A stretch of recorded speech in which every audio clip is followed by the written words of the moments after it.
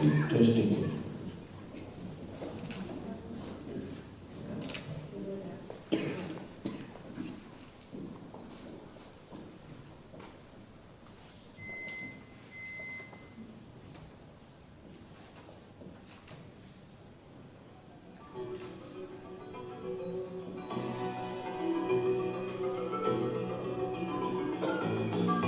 I was a highwayman, along the coach roads I did ride,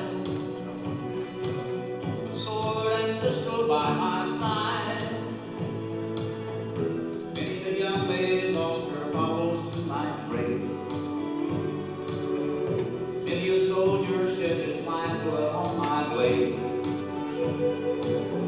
The bastards hung me in the spring of 25. But I am still alive.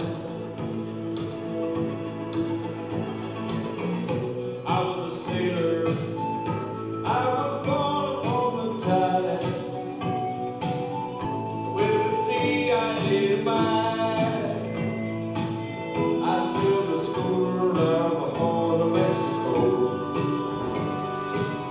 I went along the world that makes a little blow. And when the yards broke off, they said that I got killed. But I'm living still. I was a dam builder across the river deep and wide, where steel and water did collide. A place called Boulder on the wild Colorado. I slipped and fell into the wet concrete below. They buried me in that great tomb that knows no sound. But I'm still around. I'll always be around, around, and around, and around, and around.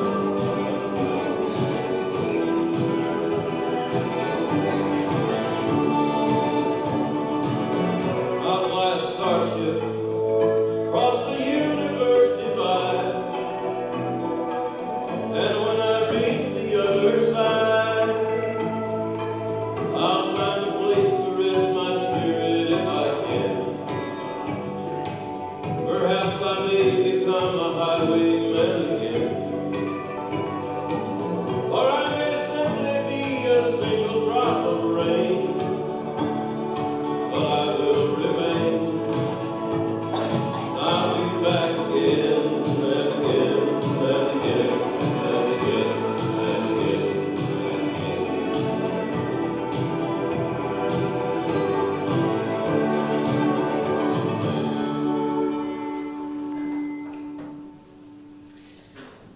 Good morning everyone and welcome. Before we begin, could I ask, if you haven't already done so, to switch off your phones or pop them onto silent just for the next little bit? That would be much appreciated. Well, welcome to you all as we gather in memory of Billy, and a warm welcome to those joining us via the live stream. On behalf of Billy's family, thank you for being here today. They appreciate the friendship and the support that surrounds them, and they are grateful you could be here to remember and celebrate Billy's life. Billy was a proud Aboriginal man of the Yuin Nation.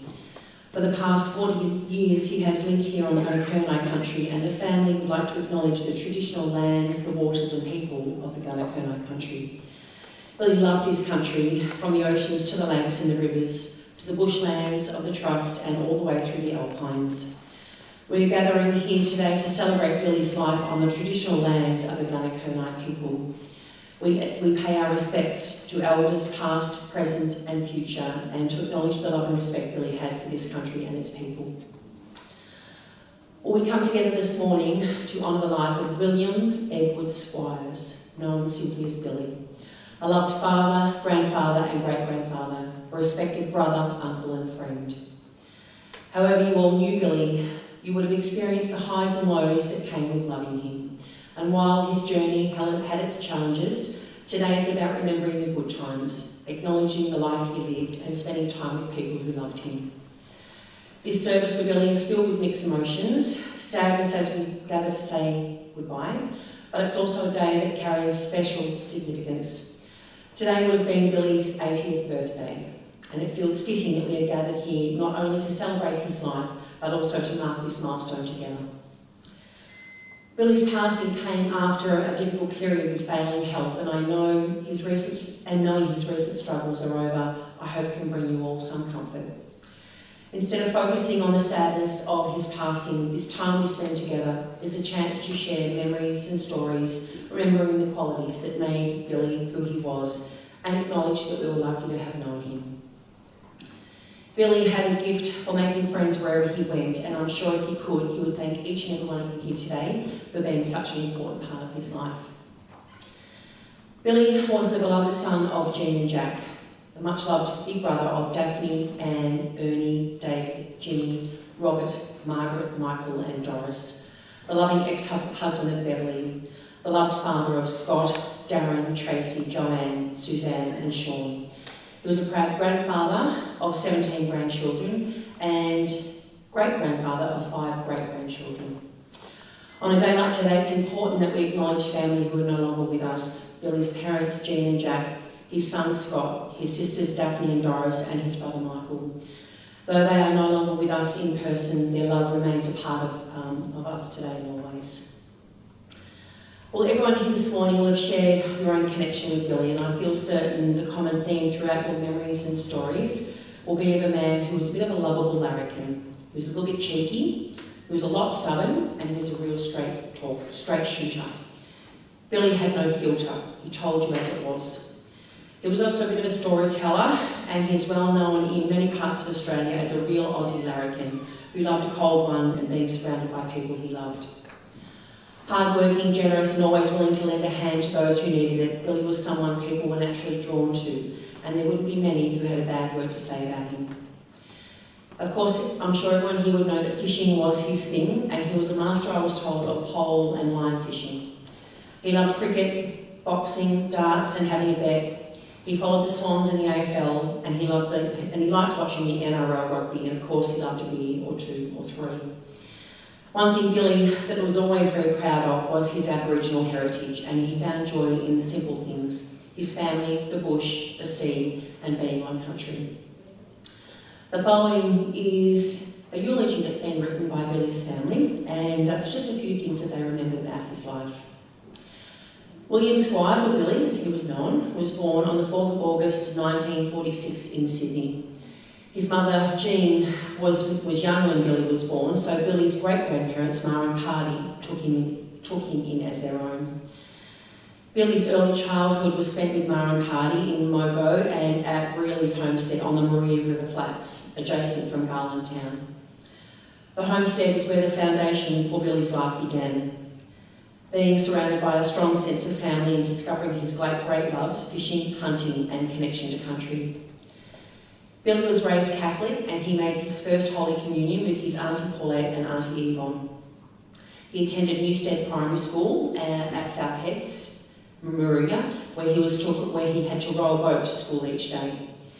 He was a bit of a rascal, and it came as no surprise that Billy didn't really like the discipline that was required at school. When he was young, Billy enjoyed running through the bush, climbing trees, making up games, riding his bike up the hills close to home, and of course fishing, all typical boy stuff. When he was 13, Party passed away, and Ma struggled to raise a rambunctious young teenager. So Billy went to live with his mother Jean and his stepdad Jack Squires, along with his siblings. As a young teen, Billy would attend the Police Boys Club, where he discovered he had a natural ability for boxing. As an amateur, he was undefeated, and he was given the opportunity to go professional, but instead of attending the interview with the trainer, he went rabbit hunting with the Holmes family. It was sometime after this that Billy began fishing professionally, first with Gu and Esme Holmes at Womboyne, and then with Mario Basile and in Ulladulla. With fishing, Billy really did find his happy place, and after fishing with Mario, he spent many years fishing on boats around Australia, but his favourite boat was always the Roslyn Star. A brief encounter in the early 70s, Billy's first son, Scott, was born in 1973. In 1974, he then met Bev, the love of his life. They married in 1978 and they had 5 children together. From the very beginning, Billy and Bev moved around a lot with Billy's fishing. They spent time in Eden, then moved to Mornington, where Darren was born, back to Eden, where Tracy was born, then over to Port Lincoln, where Joe was born. In 1983, they finally settled here in Lakes Entrance, and Susie and Sean were the last additions to the family. In late 1984, Billy had a bad accident on a fishing boat and nearly lost his leg. He spent a length of time in hospital, and sadly this saw the end of his professional fishing days. He then went on to work at the Lake Ties Aboriginal Trust on the wood crew. A hard worker, Billy was well respected in the fishing industry, and he was a founding member of the Lakes Entrance Aboriginal Health Association Clinic. During the 90s, Billy owned an old green truck the family called Kermit, and he loved nothing more than going bush in Kermit to collect firewood for his family and pensioners. He spent a lot of time in the bush. He would often go fishing for trout in the Alpines with his good mates Vincent Shaw Sr. and Mark King, and he also just loved sitting on the shore of the beach with the surf fishing rod in his hand. In the 90s, Billy took up woodwork again, and he wandered the bush collecting special wood needed for carving Aboriginal artefacts. He went on to make woodwork carvings for organisations, and he was commissioned to make individual pieces for anyone who asked. One of the pieces that he was most proud of was when Senior Sergeant Laylaw asked him to make him a wooden piece in the shape of Victoria for his retirement. Gardening was another love of Billy's. He spent many hours growing vegetables in the backyard of the family home. In the late 90s, Billy and Bev's marriage ended. Billy then moved around from state to state for a number of years before returning to Lakes, where he moved in with his oldest son, Darren, and family. He also spent time with Tracy and the boys, with Joanne and Kiora. More recently, Billy was living with Susie and her girls until his health began to deteriorate. This is when he moved into the Opal Nursing facility, and he could receive around-the-clock care. Billy had 17 grandchildren, the two eldest being Dominic, who was with Billy and Bev as a baby, and Monique, Billy's first granddaughter. Both were the apple of his eye. Billy really did love any time he got to spend with his grandchildren, telling them stories and showing them the assortment of whistles he could do through his hands. Through everything he faced, Billy remained deeply loved by his family and respected by his friends and our community. And for everyone gathered here today, there is comfort in knowing that his spirit now walks softly on country, guided by the ancestors, and he will always be remembered in the stories that we carry forward. Now everyone here today I know has memories and stories of Billy, and in a moment his family are going to come forward and share a few of those memories, and if anyone else would like to come forward, there is a chance to do so after that. But before I do invite them to share those memories that they have of their dad, I would like to invite you to take a trip down memory lane through some photos. There's been some great photos chosen today to a couple of great songs, and this is a lovely way to reflect on Billy's life, so please enjoy.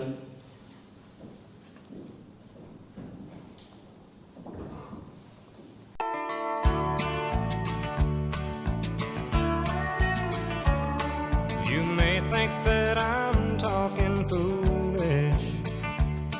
You've heard that I'm wild and I'm free. You may wonder how I can promise you now this love that I feel for you always will be. But you're not just time that I'm killing. I'm no longer one of those guys. As sure as I live, this love that I give is gonna be yours until the day that I die. Oh baby, I'm gonna love you forever, forever and ever, amen. As long as old men sit and talk about the weather, as long as old women sit and talk about old men. If you wonder how long I'll be faithful, I'll be happy to tell you again. I'm gonna love you forever and ever, forever and ever, amen.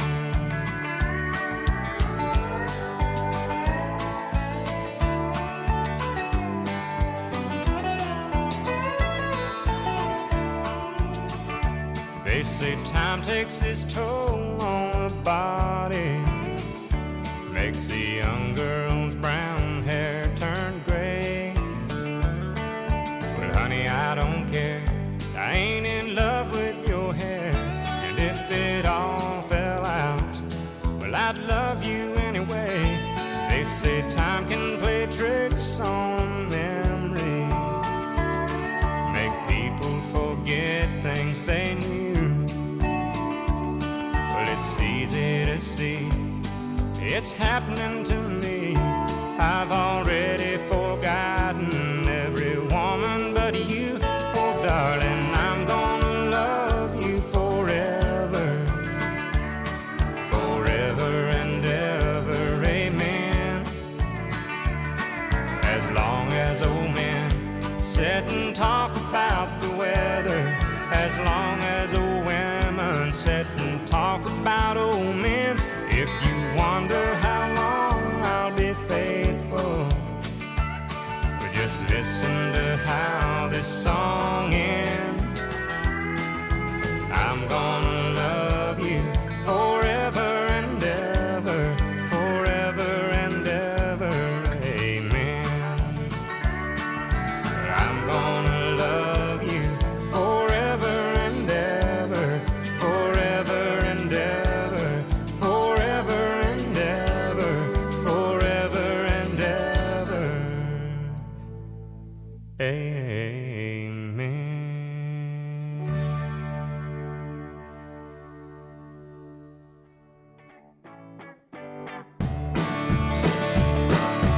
I see the pale moon rising. I see trouble on the way. I see earthquakes and lightning. I see bad times today. Don't go around tonight. Well, it's bound to take your life. There's a bad moon on the rise. I hear hurricanes are blowing. I know the end is coming soon. I fear rivers overflowing. I hear the voice of rage and ruin. Don't go around tonight. Well, it's bound to take your life. There's a bad moon on the rise. Oh, right.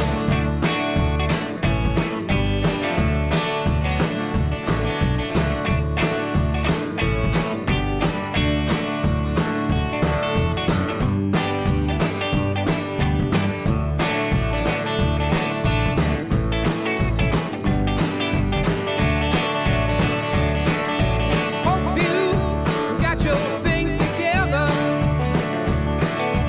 Hope you quite prepared today.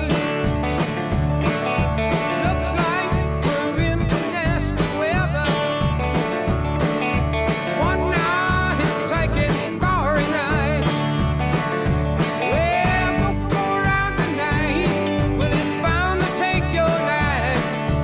There's a bad moon on the rise. Don't go around tonight. Well, it's bound to take your life. There's a bad moon on the rise.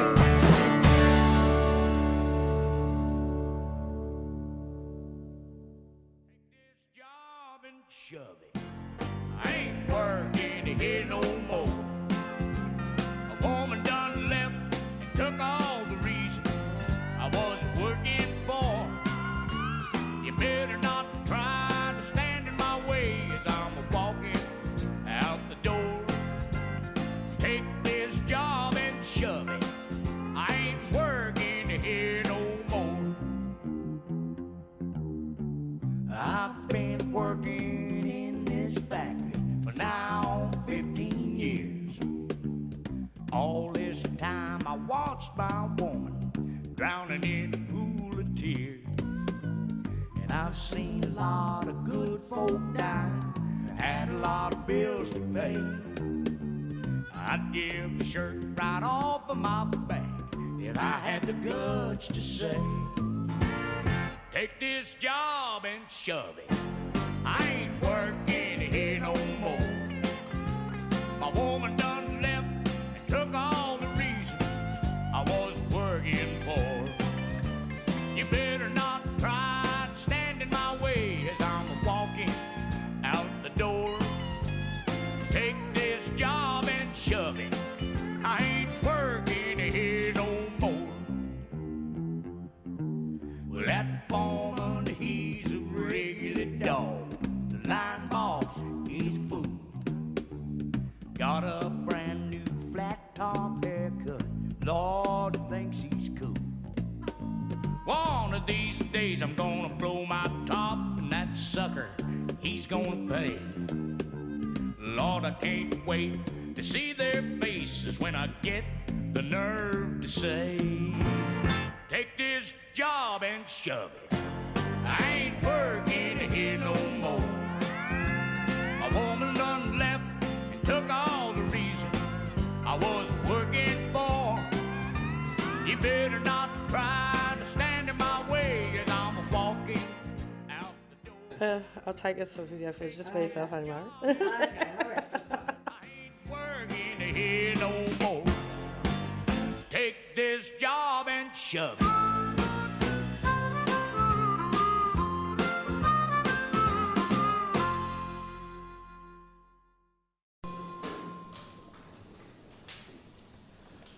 Some terrific photos there. Some very happy times with family and friends. Now we have a chance to hear from some family. I'm going to ask Susie and Darren and anyone else who would like to come up and maybe share some memories that they have of Billy.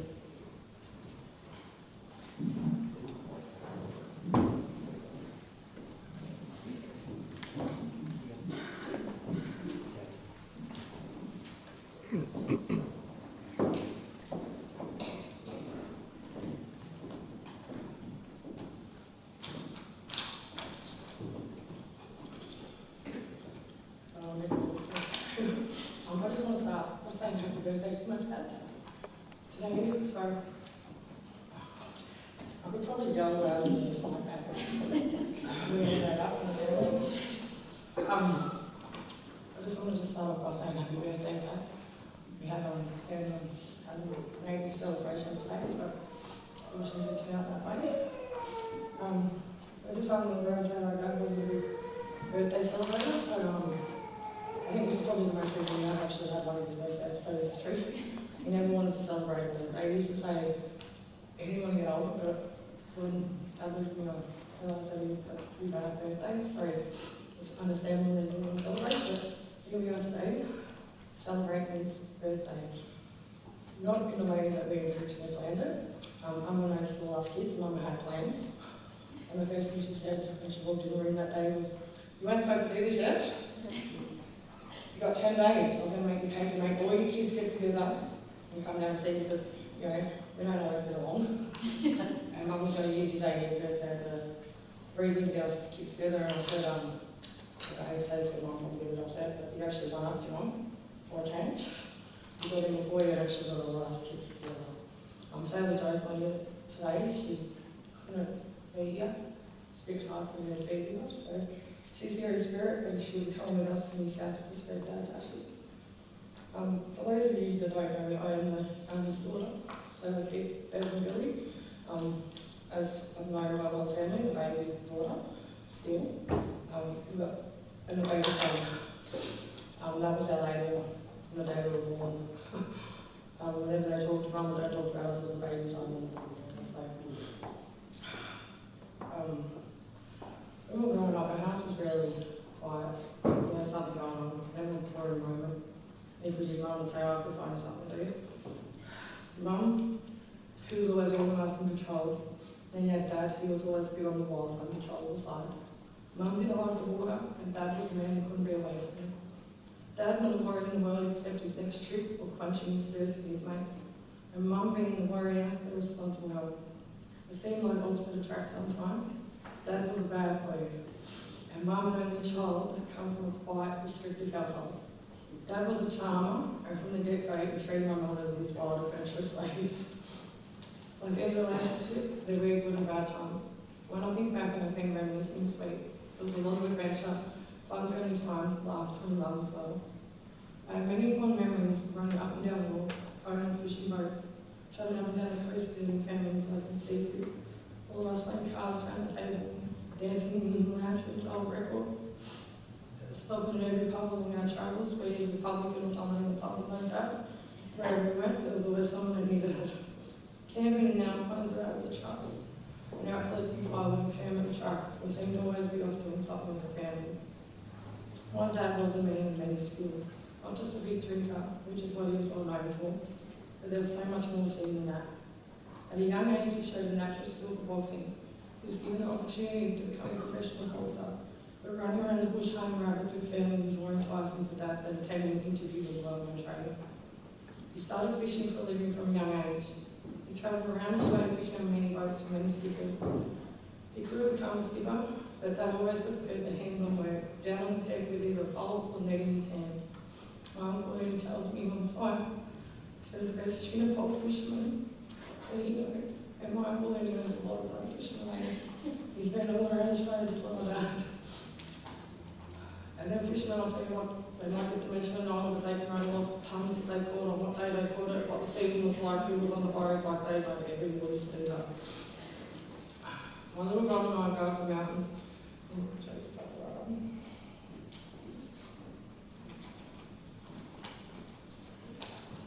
My little brother and I go up mountains with Dad in the little old Datsun he had.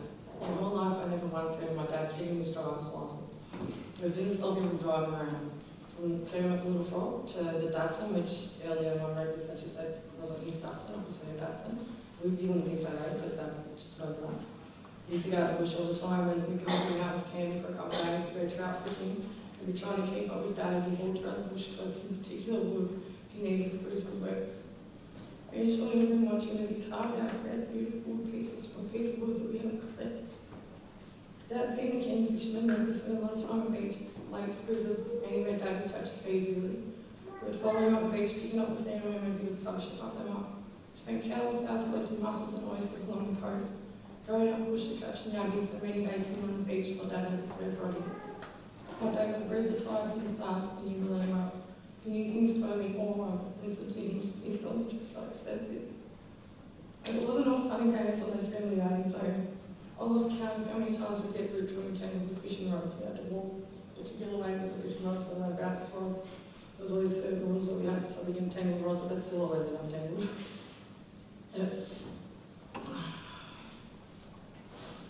But I did mention like, what would be though without one of our family arms that being crabby and growling around. Which brings me to the next story when we went camping, and he's one with poison and he come up from fishing and he grabbed a quarter of water that mum put dishwashing liquid in. Before he did, he had a big gulp of this dishwashing liquid.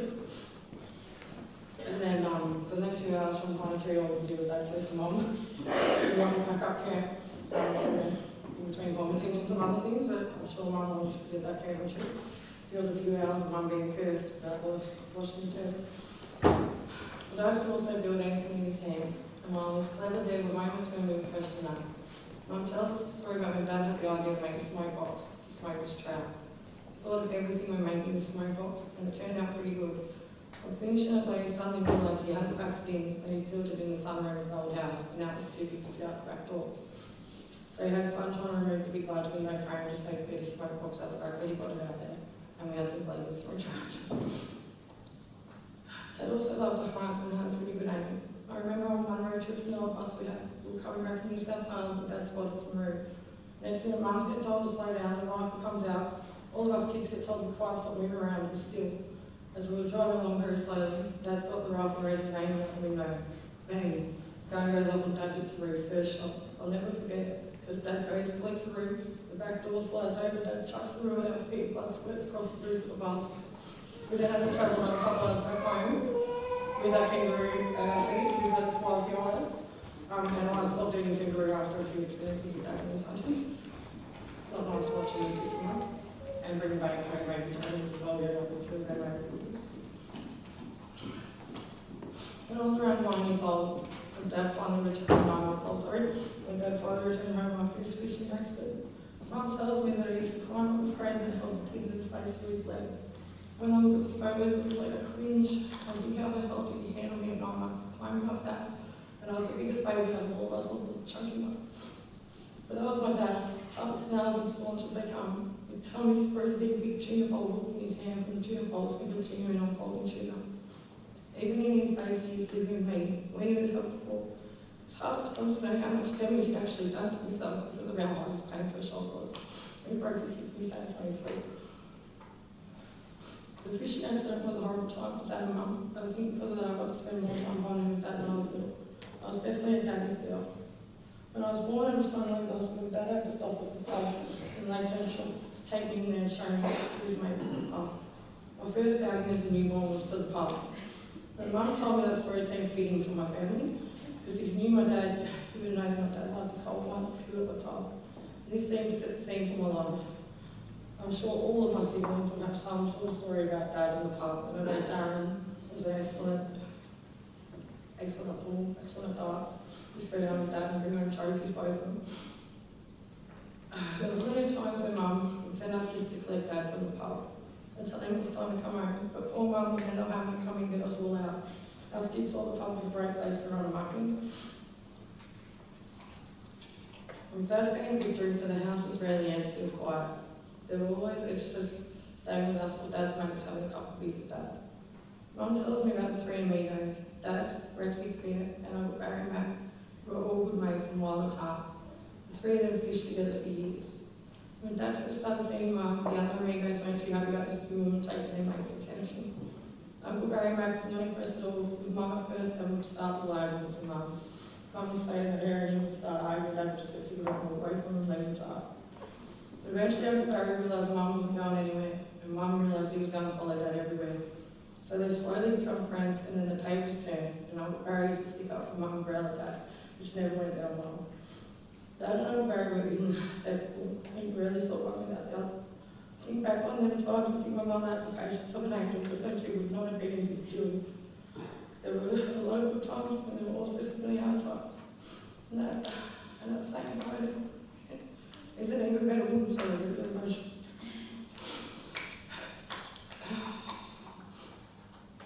No, I never could man was even that was my mum and Dad. Dad realised it's a little too late, and Uncle spoke to me about that being his family friend in life. They split up when I was in my early teens, and from there the family changed. Dad went on the wanders with Darren, his spotlight, and went back to New South for a little while. The decision to leave New South Wales was made for him when an incident with the boys in blue showed up about Bruiser, our family dog, sitting in Dad's garden, special tomato plants as he liked to call them. Dad decided to head back to Victoria after that and see the family before heading over to South Australia for a couple of years without his place side. Paranoid. True. Dad returned back to Lakes in the early 2000s. And in his later years, had a chance to live with all of his children again in their adult lives, giving him the chance to reconnect and make up for his time over the years. At the end of 2018, I moved out to Trust, and I asked Dad if he wanted to move with me. At the time, I was working at Lighthouse Health and Children's Services. I thought I was probably in a better position to help Dad manage his health conditions, as he started to get early in age and was having trouble with his memory. Over the years, with Dad's drinking, Mum and Dad's divorce, and periods of time in no contact, I had gone from being a daddy's girl to feel so disconnected from him. So when I asked him to remove me, it wasn't just for me to help him. I wanted a chance to reconnect with my father, and a chance for my daughters to get to be part of it with my father that I remember so clearly as a child. As a little girl, I really was a hero, my protector.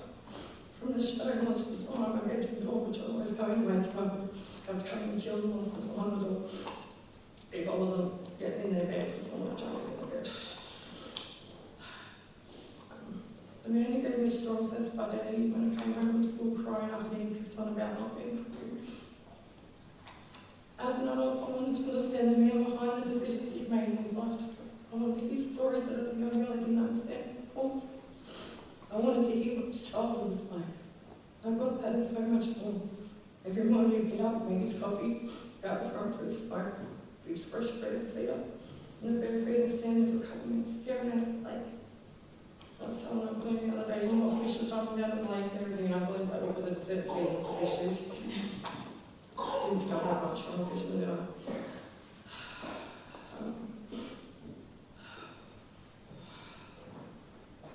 He loved living up just me with girls.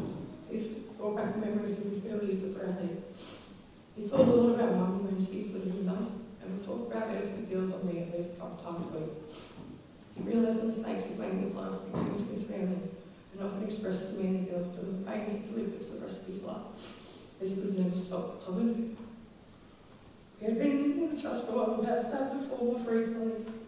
One of these falls, he broke his hip after it got worse. Because I worked with the girls had to help, and Molly really stepped up a lot to help. She would go every day, broke his hip, and make sure he did his exercises, and he'd be proud of it. And to put the little black thing around her, and she'd say, well, you have to do them exercises, keep them over again. I could see he was struggling then with having a meeting. And one of the girls was proud of him. He was always a proud man when he had that. You could see it was breaking his heart. So a difficult decision was made to move to the nursing home. This was a really hard decision, but I knew it was the best thing for Dad. But have her and looked her and be safe. That time my daughter and I went to school with him, will always be precious to us. I'm thankful I got to reach her. I've started to say more about the man he was. They much taught us how to just about a deadly relationship. To me, the man I was one of a kind. So happy I get Thursday out for it. I hope you check him up there, right in my hand, holding him up. With his belly and his pulse in wine, because he always had to go in his breath too when he got on the way.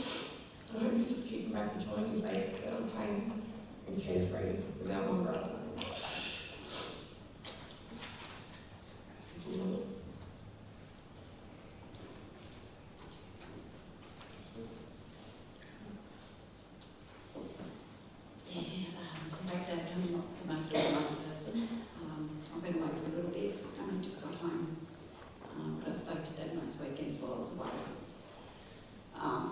He was definitely a character to grow up with. I remember a lot. We were always dancing. I don't know how many times Dad and I got up to dance. It was only a few years back when he was living with Susie. You could see he was starting to fail in that. And that's what I dragged him. I said, come on, Dad, you're not going to be able to do this much longer. You can get up and have one more dance with me before you won't. You won't be able to. And he did. He got up and had a dance with me. But I spent most of my childhood, every weekend Dad would want to go out to the bush camping. Had to go with him. The wood, he'd want to go out on his own, but no. I'm slopping guts out thinking, no, the boys are not going, they don't work, I want to get out there with you. So I spent so much time out getting wood, fishing, and even that camping trip. I think that was the one we got up there and Dominic fell in the lake nearly around.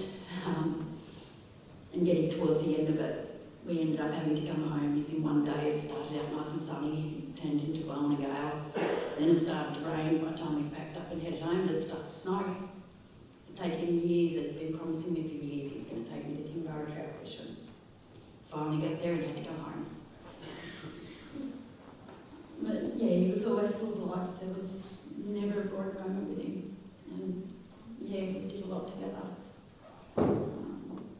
They were speaking like every weekend, I'd sit there and watch the swans with him. We were both huge swans fans. And then told me to stay put, go to the game, have fun. I was lucky, I said only 10 more days, Dad, I'm home. And you've just got to stick around for 10 more days for me. And yeah, 5 days later I got the call. Yeah, He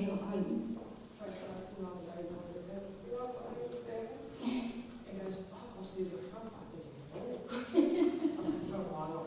You know.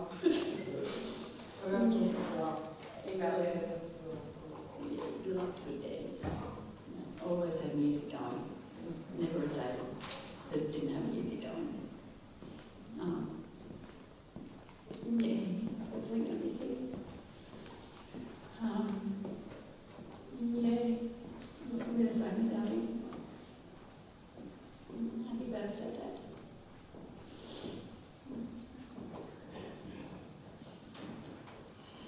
What he did was for us.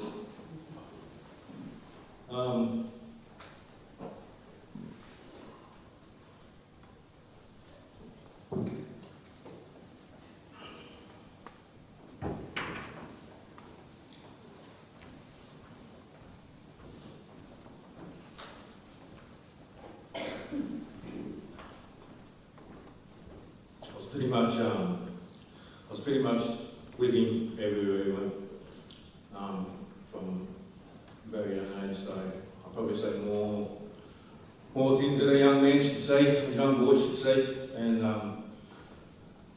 for me, growing up with him, he was always, always saying that's my hero. But he was a pain in the ass.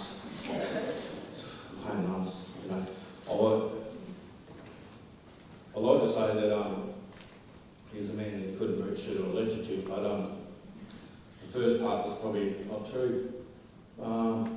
He was wild and free, and the songs that we've listened to today, there's so many phrases and lyrics from them songs that describe him to the T. He was wild and free. Once he'd made up his mind, he couldn't disagree with it. Like to take advantage of that a little bit, as that open. I had a lot of good times with Dad over the years, lots of great memories. He was a hard man, even harder worker, and I'm sure there's probably a few men out there that probably wish they'd never met him. But there's a lot of people out there that do remember him. They remember he would give anyone a shirt off his back. He would do anything for anyone. He was one that always stuck up for others, I think in the early days when he was in Port Lincoln as a fisherman, he didn't feel like that, the deckies and workers on boats and that were being treated rightfully, so he took it upon himself to feel like that he needed that fisherman deckhands on trawlers and boats, not just in Port Lincoln but everywhere around the country, that they needed a union. And there were a lot of people out there that didn't like that. And as a result, there was a few envelopes sent to Mum in the mail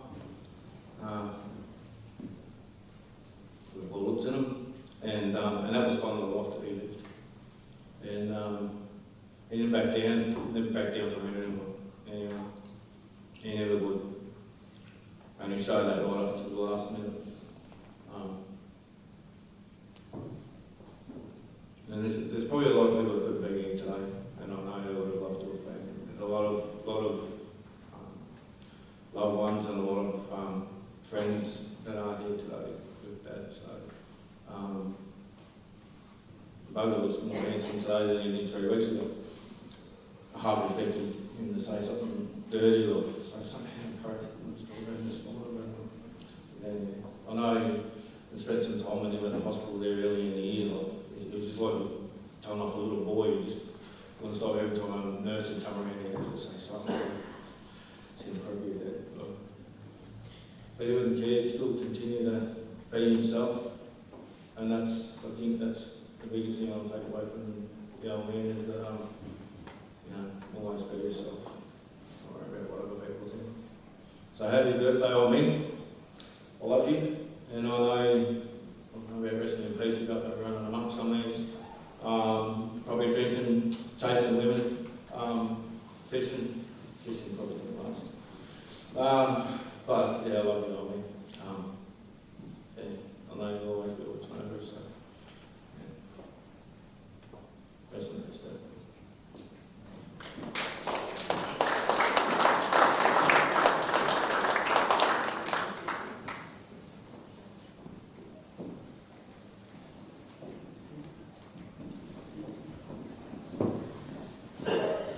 Thank you. Not an easy thing to do. Some terrific memories there, some very happy memories shared with your dad. Thanks for coming forward and sharing those. Is there anyone else that would like to come forward and share anything today? No, it's not an easy thing to do. Everyone here has, as I mentioned earlier, memories and stories of times spent with Billy, and a lovely way to continue to share those memories is to remain behind when we do conclude. We will be taking Billy's coffin out to the hearse and we'll be waving him goodbye, and then I know his family will invite you to join them back in the hall here for refreshments. There's plenty of food, I'm told. You might even get to take some home with you today. There's plenty of food, and there's a hot cup of tea and coffee up the back there, and it's a lovely way to continue celebrating his life. Another way to continue reflecting on those memories is to sit quietly while we enjoy a song, and there's been a reflective song chosen today, Silver Wings by Mel Haggard. It's a beautiful song just to sit quietly and reflect on your memories of Billy.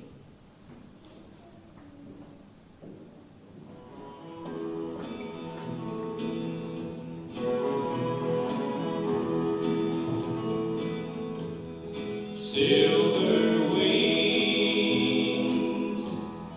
shining in the sunlight, roaring engines headed somewhere flat. They're taking you away and leaving me lonely.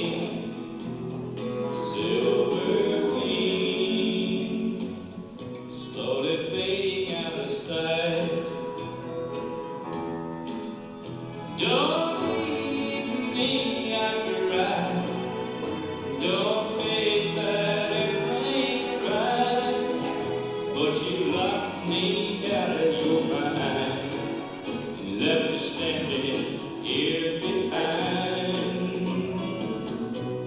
Silver wings shining in the sunlight, roaring engines headed somewhere flight. They're taking you away and leaving me lonely. Silver wings slowly fading out of sight.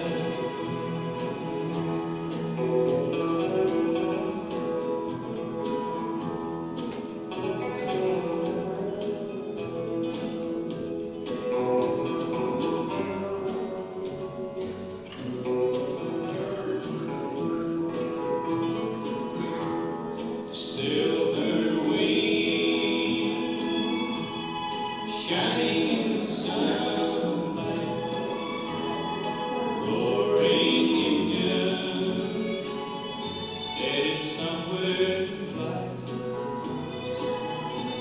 They're taking you away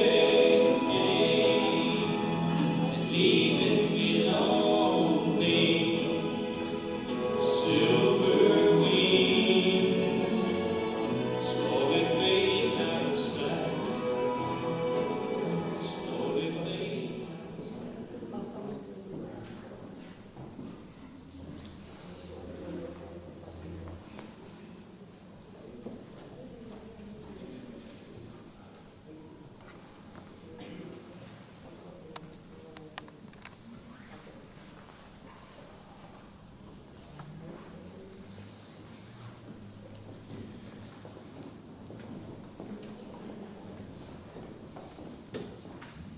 Today we have paid tribute to a man who lived a simple life, who loved to have a laugh, and who has shared some great times with you all. Family was everything to Billy, and friends were like family, and he knew how lucky it was to have so many people who loved him, stood by him and supported him. And just as much, you were all lucky to have had Billy, a man who showed what it means to keep going, to stay true to yourself, and most importantly to hold tight the people who mean the most. As we prepare to say our final farewell to Billy, we remember that his spirit does not leave us completely. His spirit returns to country, to the land that holds the stories of his people and the footsteps of his ancestors. May the Creator watch over him on this journey. May the old people welcome him home. May his spirit find peace. And for those of us who remain, may we hold on to the love, the laughter and the memories that Billy gave us. May we walk gently with one another, care for one another, and may his memory remain strong in the hearts of his family and community. I'd like to share the Lord's Prayer, and I invite those who wish to please join me. Our Father, who art in heaven, hallowed be thy name. Thy kingdom come, thy will be done on earth as it is in heaven. Give us this day our daily bread, and forgive us our trespasses, as we forgive those who trespass against us. And lead us not into temptation, but deliver us from evil. For thine is the kingdom, the power and the glory, forever and ever. Amen.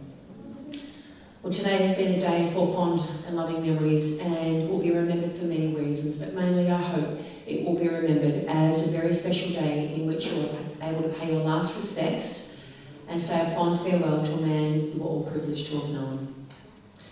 One final poem, which is on the inside cover of your order of service, fittingly titled Fishing Hole in the Sky, are words I feel certain Billy would want you all to know.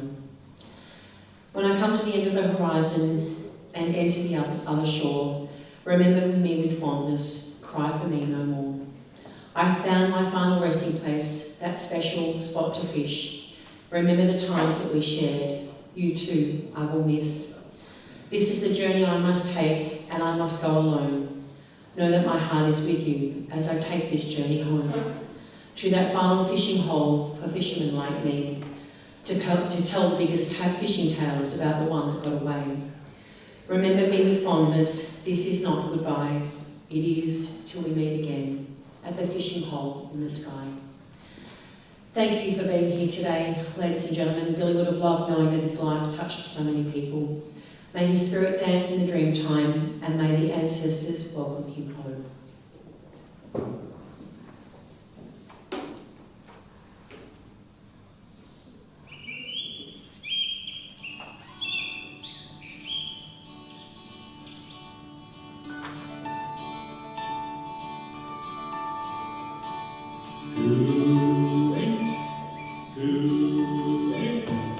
Blue gum trees, I hear you calling me back to where I always feel so free, to the land where kangaroos and emus roam. The bush will always be my home. I can hear the ripple of a mountain stream, see the sunsets in my every dream. I can smell the scent of fresh cooked Johnny cakes and hear the cooey of the rain.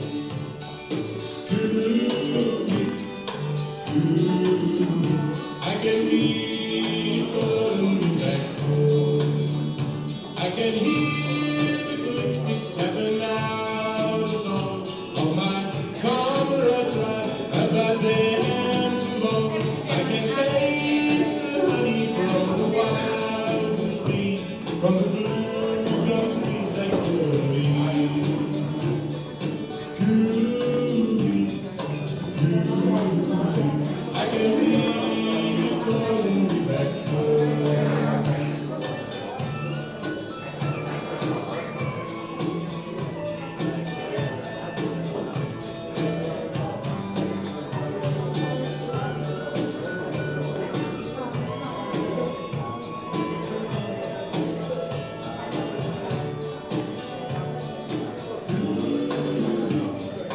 Please follow the sound of the hole. I can hear you calling me back home. I can hear the ripple of a mountain stream, see the sunsets in my every dream. I can smell the scent of fresh cooked Johnny cakes and hear the cooey of the rain. Cooey, cooey, I can hear you calling me back home.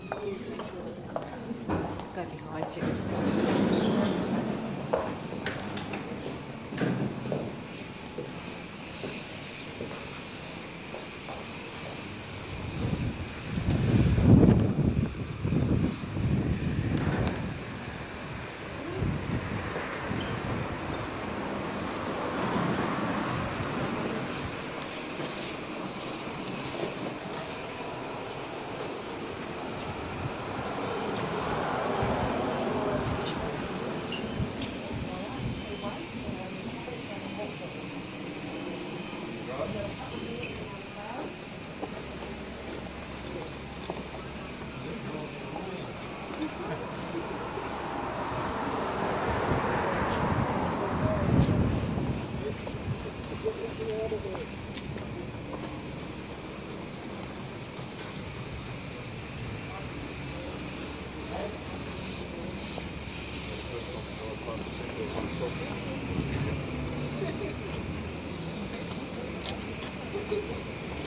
Nice and straight as you go in. Straight in the middle of the roll bar.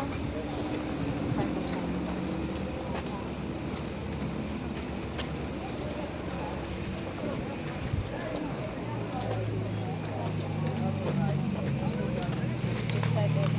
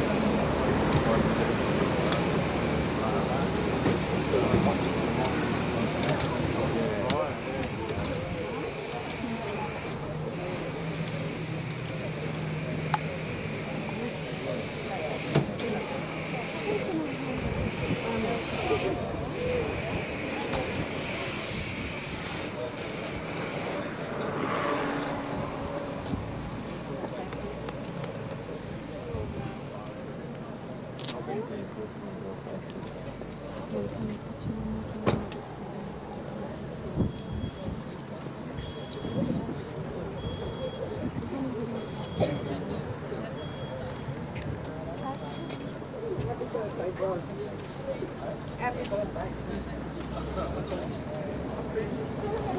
Yeah, give him a happy birthday.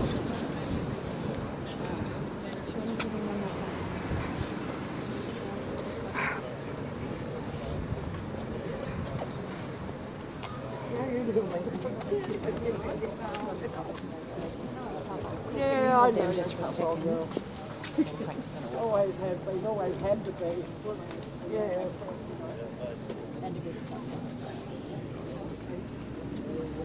I think he must have gone around